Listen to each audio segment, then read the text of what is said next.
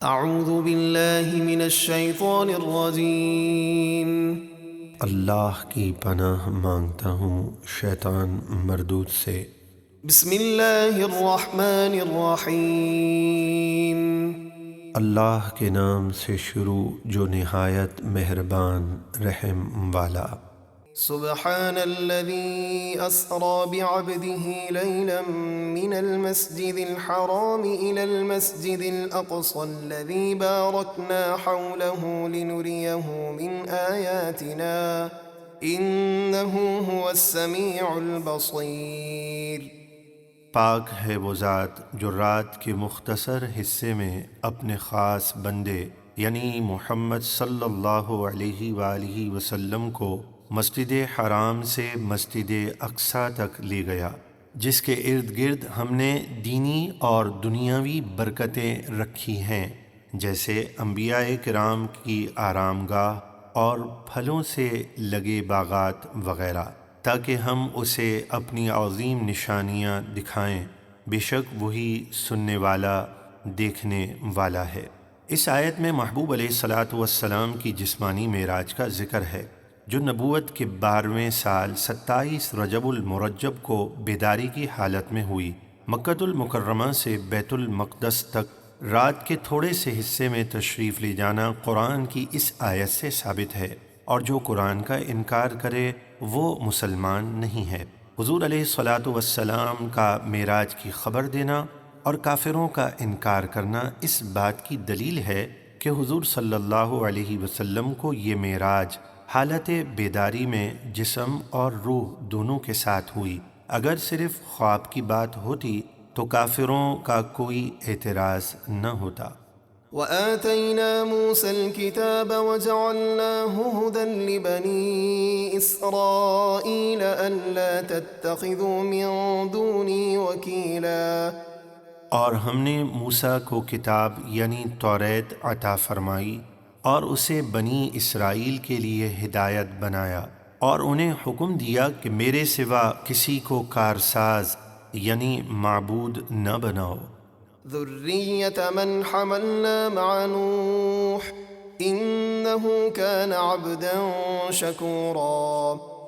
اے ان لوگوں کی اولاد جنہیں ہم نے نوح کے ساتھ کشتی میں سوار کیا، بے شک نوح بڑے شکر گزار بندے تھے۔ وَقَضَيْنَا إِلَى بَنِي إِسْرَائِيلَ فِي الْكِتَابِ لَتُفْسِدُنَّ فِي الْأَرْضِ مَرَّتَيْنِ وَلَتَعْلُنَّ عُلُوًّا كَبِيرًا۔ اور ہم نے بنی اسرائیل کو کتاب یعنی توریت میں وحی بھیجی کہ ضرور تم زمین میں 2 بار فساد کرو گے، اور ضرور تم بڑی سرکشی کرو گے۔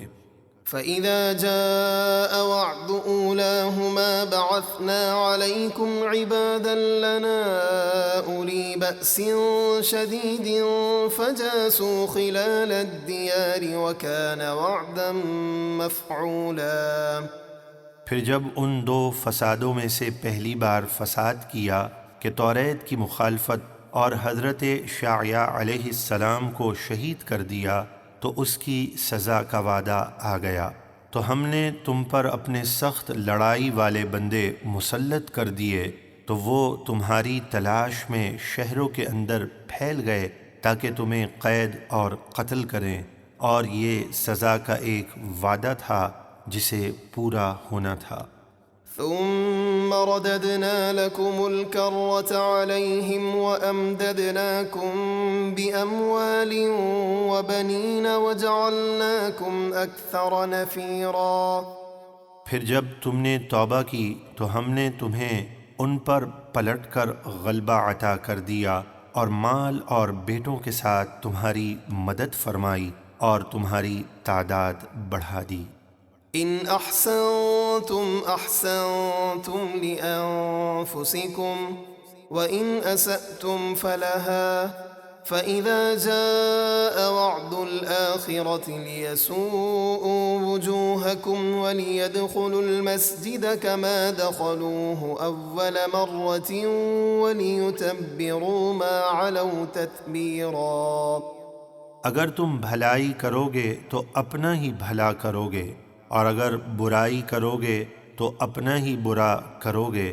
پھر جب دوسری بار کا وعدہ آیا اور تم نے پھر فساد کیا اور نبیوں کو شہید کیا تو ہم نے اہل فارس اور روم کو تم پر مسلط کر دیا تاکہ وہ تمہارے چہرے بگاڑ دیں اور مسجد یعنی بیت المقدس میں داخل ہوں جیسے پہلی بار اس میں داخل ہوئے تھے، اور اس کو ویران کر دیا تھا، اور جس چیز پر قابو پائیں اس کو تباہ اور برباد کر دیں۔ عسى ربكم أن يرحمكم وإن عدتم عدنا وجعلنا جهنم للكافرين حصيرا۔ اگر تم توبہ کرو تو عنقریب تمہارا رب تم پر رحم فرمائے گا، اور اگر تم نے پھر شرارت کی تو ہم پھر عذاب دیں گے، اور ہم نے جہنم کو کافروں کا قید خانہ بنایا ہے۔ إن هذا القرآن يهدي للتي هي أقوم ويبشر المؤمنين الذين يعملون الصالحات أن لهم أجرا كبيرا۔ بے شک یہ قرآن وہ راہ دکھاتا ہے جو سب سے سیدھی ہے، اور خوشخبری سناتا ہے ایمان والوں کو جو نیک کام کرتے ہیں کہ ان کے لیے بڑا ثواب ہے۔ وَأَنَّ الَّذِينَ لَا يُؤْمِنُونَ بِالْآخِرَةِ أَعْتَدْنَا لَهُمْ عَذَابًا أَلِيمًا۔ اور یہ خبر دیتا ہے کہ جو لوگ آخرت پر ایمان نہیں لاتے ہم نے ان کے لیے دردناک عذاب تیار کر رکھا ہے۔